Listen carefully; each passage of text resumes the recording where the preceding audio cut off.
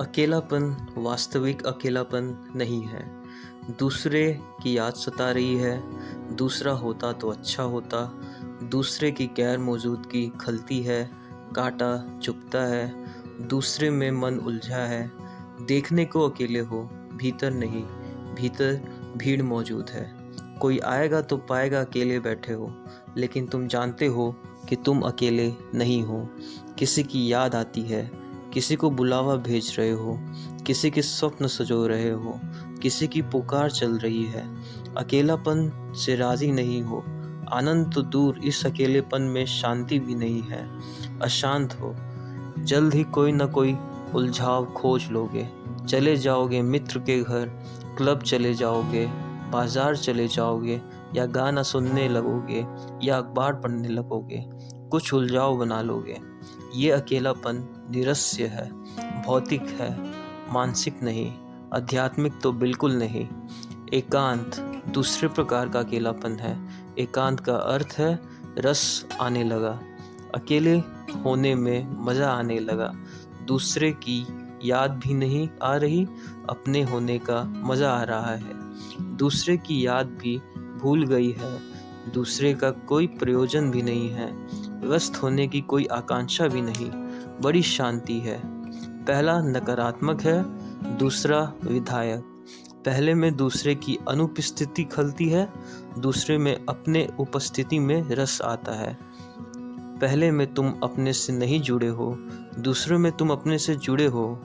पहले में मन भटका है हजार हजार से स्थानों में, दूसरे में मन पंछी है, अपने घर आ गया है। दूसरा एकांत गहन शांति लाता है, ध्यान की अवस्था है। फिर तीसरा एकांत है जिसे हम कहते हैं कैवल्य। पहला अकेलापन में अपना तो पता ही नहीं है, दूसरे की याद है। दूसरे एकांत में अपनी याद है, दूसरा भूल गया। कैवल्य में दूसरा भी भूल गया, स्वयं भी भूल गया। कोई भी न बचा, ना दूसरा न स्वा, न पर न स्वा, क्योंकि जब तक स्वा का भाव बचा है तब तक कोने कतर में दूसरा छिपा होगा, क्योंकि स्वयं की लकीर दूसरे की मौजूदगी के बिना खींच नहीं सकती। मैं और तू साथ साथ होते हैं। पहले में तू प्रगार है, मैं छिपा है, दूसरे में मैं प्रगार है, तू छिपा है। ये एक ही सिक्के के दो पहलू हैं। पहले में तू ऊपर मैं नीचे, दूसरे में मैं ऊपर तू नीचे, तीसरे में पूरा सिक्का खो गया। न मैं बचा न तू बचा, कैवल्य बचा, चैतन्य बचा। ये परम एकांत है, समाधि की अवस्था। भीड़ तो गई ही गई, तुम भी गए, तुम भी भीड़ के ही हिस्से थे। पहली अवस्था में अशांति है, दूसरी में शांति, तीसरी अवस्था में आनंद। पहली नकारात्मक, दूसरी विधायक, तीसरी महाउत्सव की। सिर्फ विधायक काफ़ी नहीं है, अब विधायक नाचती हुई, गीत गाती हुई, अब विधायकता बड़ी रंगीन है।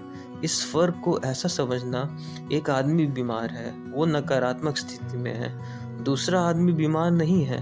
डॉक्टर के पास जाता है तो वो जांच करके कहता है कि कोई बीमारी नहीं है, स्वस्थ हो, लेकिन उस आदमी को स्वस्थ का कोई उत्सव नहीं है। वो कहता है कि आप कहते हैं तो मान लेता हूँ, लेकिन मुझे कुछ मज़ा नहीं आ रहा। स्वस्थ की ऊर्जा नाचती हुई नहीं है। बीमारी नहीं है, आप कहते हैं स्वस्थ हूँ, परिभाषा से स्वस्थ हूँ, लेकिन अभी स्वस्थ का आंदोलन नहीं हुआ है, ऐसी तरंगित नहीं है। तो एक तो बीमार है, दूसरा डॉक्टर को स्वास्थ्य, डॉक्टर के निदान से मिला स्वास्थ्य, जांच कर ली, कहीं कोई बीमारी नहीं, घर भेज दिया, इलाज की कोई ज़रूरत नहीं, लेकिन तुम नाचते हुए घर नहीं आ रहे। तुम्हारे भीतर उमंग नहीं, उत्सव नहीं। तीसरा एक और स्वास्थ्य है जो तुम डॉक्टर से पूछना ही नहीं चाहते। जब तुम्हारा स्वास्थ्य ही ऐसा अहर्निश स्पर्श है, किससे पूछना। बीमारी भी गई, डॉक्टर का स्वास्थ्य भी गया, अब तुम स्वस्थ हो। तुम इतने स्वस्थ हो कि स्वस्थ का ख्याल भी नहीं आता, स्वास्थ्य का ख्याल भी बीमार आदमी को आता। अब तुम इतने स्वस्थ हो कि विदेह हो गए।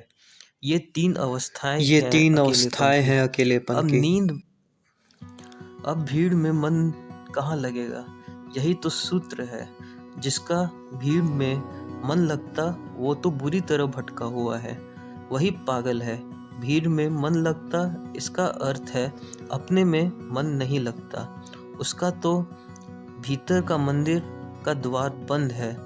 अच्छा होगा अगर भीड़ में मन नहीं लगेगा। एक कदम ठीक चला।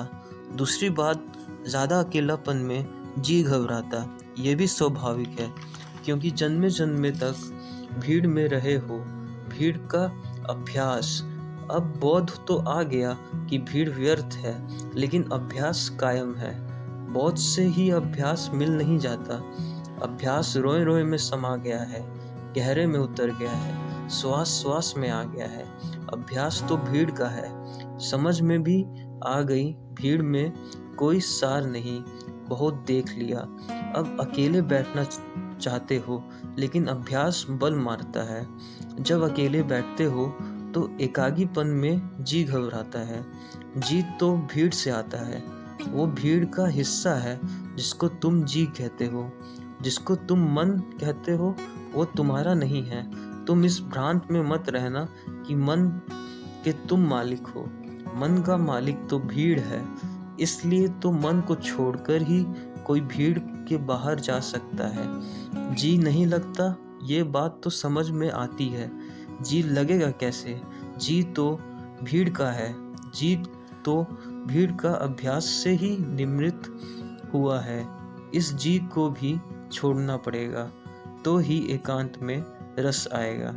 इसीलिए तो ध्यान का अर्थ होता है मन से मुक्ति, भीड़ से मुक्ति शुभ आरंभ है।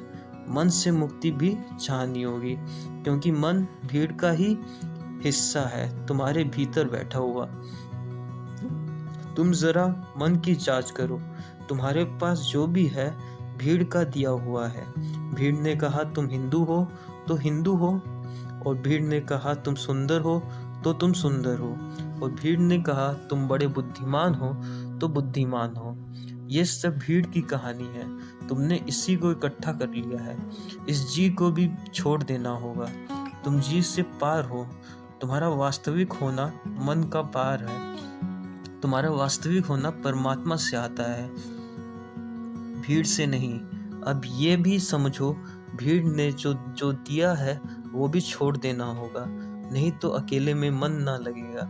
मन कहेगा वही, चलो जहाँ मेरे प्राण हैं, जहाँ मेरे स्रोत हैं, जहाँ मेरे जड़ें हैं, वहाँ चलो।